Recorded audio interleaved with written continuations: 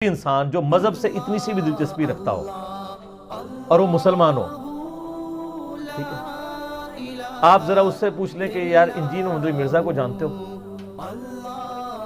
اچھا یا برا وہ جانتا ضرور ہے،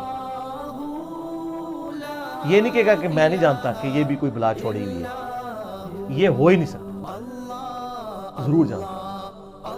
وہ اس لیے کہ جو بھی یوٹیوب پہ بیٹھتا ہے اس تک بات پہنچ جاتی ہے، پھر وہ خود بخود تحقیق کرنا شروع کر دیتے ہیں، اور اب آپ اس کے اوپر قدغن تو لگا نہیں سکتے، یوٹیوب پہ کیسے قدغن لگائیں گے؟ میں آپ سے ریکویسٹ کرتا ہوں کہ آپ لوگوں نے یعنی یوٹیوب سے جان چھڑانی ہے تو اپنے بزرگوں سے ریکویسٹ کریں کہ سر، پرانے زمانے کے بزرگ تو ایک نگاہ مار کے دنیا زیر زبر کر دیتے تھے، یار وہ جو ہارڈ ڈسک پڑی ہوئی ہے امریکہ میں یوٹیوب کی، کم از کم اس میں جو ہمارے چینل والی ہے وہ ڈیلیٹ کروا دے، پھر ہمارا اب ایک چینل بھی نہیں ہے، بے شمار چینل ہے، کیڑے کیڑے ڈیلیٹ کراؤ گے؟ چلو چینل بھی کر دیں گے، لوگوں کے تو موبائلوں میں آ چکے ہیں، کیا کریں گے؟ یہ کچھ کرنے جو گے ہوتے تو نبی الاسلام کی گستاخانہ فلمیں ہی ڈیلیٹ کروا دیتے ہیں، پھر یہ کہتے ہیں کہ جی ہمیں بار بار سناتے ہیں جی ایسی امت کو مر جانا چاہیے کہ گستاخ رسول زندہ اور امت وہ تماشا دیکھتی رہے۔ اسا اس زندگی نو پھر کی کرنا ہے؟ جی حضور دے بارے گل ہو جائے تو ما بقا الامت بعد شتم نبی، ہاں امام مالک فرمانے سن پھر امت زندہ کیوں ہے؟ پھر مر جائے ساری، پھر مر جائے ساری، پوری عالم اسلام اس وقت یا تو مر جائے، یا تو مر جائے سارا عالم اسلام، یا پھر حضور کی عزت پر پہرا دے، بس دو باتوں میں سے ایک بات ہے۔ تو میں اس سے بڑی بات کرتا ہوں، سب سے پہلے تو ان بزرگوں کو مر جانا چاہیے جن کو یہ اختیار بھی تھا کہ وہ نگاہ مار کے یہ یوٹیوب سے ویڈیو گستاخانہ ڈیلیٹ کرا سکتے تھے نبی علیہ السلام کے خلاف، اور وہ اپنی بزرگی استعمال نہیں کر رہے ہیں۔ پہلے تو وہ مر جائیں نا، ہمارے پاس اختیار ہی کچھ نہیں ہے، نہ ہم نگاہ مار سکتے ہیں نہ ہمارے پاس آپ بزرگ، اس کا مطلب ہے وہ بھی کہانی تھا، ان کے پاس بھی اختیار کوئی نہیں ہے۔ اور اگر نہیں ڈیلیٹ کرا رہے تو پھر سر جب آپ یہ لوگوں کو تقریروں میں سناتے ہیں تو آپ یہ بھی کہا کریں، اے اللہ وہ سارے غوث مر جائیں کہ جو گستاخوں کو نقصان نہیں پہنچا رہے، اے اللہ وہ سارے کتب مر جائیں، وہ سارے ابدال مر جائیں۔ امت کو بھی بدوائیں دے رہے ہیں، امت کا نمبر تو بعد میں آئے گا، تو امت کر کے یہ ہے انجینئرنگ۔ سر یہ انجینئرنگ ہوتی ہے تو اب یہ کہتے ہیں یار یہ تو باقی مسئلہ تو صحیح کاٹ دیتا ہے انہیں بچ۔ تو یہ بیسیکلی ان کو یہ ہوتا ہے کہ یار اگر ہمارے بزرگ غلط نکل آئے تو اس کا مطلب یہ کہ وہ سارے دوزخ میں، اور سر وہ جہاں بھی ہیں ان کو چھوڑیں، ہم ان کے چکر میں آپ اللہ کا شکر ادا کریں کہ آپ کو پتہ چل گیا۔ احمد بریلوی صاحب نے فتاوی رضویہ میں لکھا ہے کہ اگر وہابیوں کی باتیں میں صحیح مان لوں تو مجھے اپنے پرانے سارے بزرگوں کو کافر و مشرک ماننا پڑتا ہے۔ یہ تو اسی طریقے سے ہے کہ اگر میں بخاری و مسلم کی احادیث کو مان لوں، یہ میں مطلب اب بریلویوں کو سمجھانے کے لیے کہتا ہوں کہ پھر اہل حدیث کہیں گے کہ ہم بخاری و مسلم کی وہ حدیثیں جو آل امیہ اور یزید کے خلاف ہیں اگر ہم یہ مان لیں تو ہمارے جو بزرگ چندے اور ریال لے کے یزید کو رضی اللہ عنہ کہہ رہے ہیں ہمیں انہیں غلط ماننا پڑے گا، تو بریلوی کیا کہیں گے؟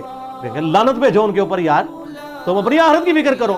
تو سر یہ لعنت آپ اپنے اوپر بھی بھیجیں نا، کہ جب ہم آپ کو آپ کی کتابوں کے آپ کے ترجموں کی باتیں بتا رہے ہیں تو آپ بھی کہنا کہ پھر ہمارے بزرگوں پہ بھی آپ خود پھر لعنت بھیجیں نا، دوسروں کے بزرگوں پہ تو فوراً لعنت بھیجیں گے، پھر آپ بھی اس وقت بھی کہنا کہ یار چھوڑو مارو بھائی لعنت، یار ہم تو دین کو دیکھیں گے، یہ کرنے کے لیے تیار نہیں۔ تو بیسیکلی آبا پرستی ہے۔ تو آپ صرف بتائیں، اس میں نے مجلس 50 اپنا انٹرویو ریکارڈ کروایا، اس میں میں نے کہا تھا کہ پہلوان کو زور پہ گرائیں، آپ جس کو بھی سمجھانا چاہتے ہیں نا اس کو کہ مسئلہ تم پیش کرو، اسی مسئلے پہ بات کر لیتے ہیں۔ تو بریلویوں کے پاس ایک ہی مسئلہ ہے کہ سارے گستاخ رسول ہیں سوائے بریلویوں کے، ان کو کہو جی ٹھیک ہے یہی ٹاپک ہے، اب ہم آپ کو بتاتے ہیں کون کون سے گستاخ رسول۔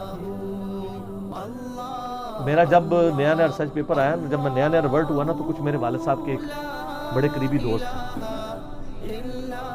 انہوں نے پہلی دفعہ مجھے میسج کیا، کبھی نہ انہوں نے فون پہ بات کی، انہوں نے لکھا ہاں جی اب تم حرامیوں کی لسٹ میں شامل ہو چکے ہو، کیونکہ گستاخ رسول تو حرامی ہوتا ہے۔ اب ایک بندے کو یہ سمجھانے کا طریقہ ہے، تو میں نے ان کے جواب میں ان کو میسج لکھا، میں نے کہا سر آپ کو غلط فہمی ہوئی ہے، اگر کہیں ہماری کوئی گستاخی ہے تو ہمیں بتائیں نبی اسلام کی شان میں۔ بہرحال میں نے حرامیوں کی ایک ڈیٹیل لسٹ تیار کی ہے، اندھا دھند پیروی کا انجام آپ کی ڈاکٹرائن میں، کیونکہ آپ ان کو کہہ رہے ہیں، تو آپ اگر اجازت دیں تو میں آپ کو بھجوا دیتا ہوں۔ وہ دن آج کا دن ان کا پھر میسیج نہیں دوبارہ، ان کو پتہ چل گیا کہ اگر یہ میں ویسے وہ پڑھ بھی چکے ہوں گے، اپنے آپ کو ہی دھوکہ دے رہے ہوں گے، لیکن مجھ سے شرمندگی یعنی وہ بچنے کے لیے انہوں نے کہا نہیں، میرے پاس یہاں پہ ایک ڈاکٹر صاحب آئے تو میں ان کو نماز کے طریقے پہ بحث کر رہے تو میں نے ان کو کہا، وہ کہتے ہیں وہ ہماری ایک حدیث بھی ہے ترمذی میں. میں نے کہا اس کے ساتھ لکھا ہے حدیث صحیح نہیں ہے. ابو داؤد میں بھی امام ابو داؤد نے لکھا ہے. میں نے کہا میں نے آ کے آپ کو میں بریلویوں کے ترجمہ پڑھاتا ہوں. میں نے ترمذی نکال کے کھول کے سامنے رکھا ہے، انہیں ایسے کر لیا. کہتے ہیں وہ پڑھ لی تو پھر عمل کرنا پڑے گا. تو کنوں دھوکھا دے رہے ہیں اپنے آپ کو؟ تو یہ لوگوں کو کہتے ہیں. تو اس لیے دعوت کے لیے آپ نہ وہ ٹاپک چوز کریں جو ان کا مضبوط ٹاپک، جس پہ وہ باقی سب کو کہتے ہیں غلط، یہ ہماری شان ہے. تو اس میں میں نے شیعہ کا بھی بتایا مضبوط ٹاپک کون سا ہے، اہل حدیث کا بھی، بریلویوں کا بھی، دیوبندیوں کا بھی. وہ مجلس 50 میں جو میرا انٹرویو ہے تو میں نے پورا سلیقہ سکھایا ہے کہ آپ نے دعوت کیسے دینی ہے. سر انشاءاللہ مانیں گے، نہیں مانیں گے آپ کو شکل نہیں دکھانے کے قابل رہیں گے، کانفیڈنس لوز کر جائیں گے. میں آپ کو بتاؤں، یہاں میرے ایک بریلویت کے زمانے کے دوست ہیں، کہ 2011 کی بات ہے، وہ نئی اس وقت وہ انوسینس آف مسلم وہ فلم آئی تھی نبی الاسلام کے خلاف. تو مجھے بازار میں ملے. میں نے کہا آج یار ہمارا درس ہے. وہ ان دنوں ہفتے والے دن ہوتا تھا عشاء کے بعد. تو میں نے کہا یار ٹائم نکال کے آپ آئیے، تو ہمارا ایک مشترکہ مسئلہ ہے گستاخانہ کارٹون کے. تو مجھے کہنے لگا کہ جی وہ گستاخاں نے کیڑا گستاخاں دے بارے گلاں کرنی ہیں، تسی آپ گستاخ ہو.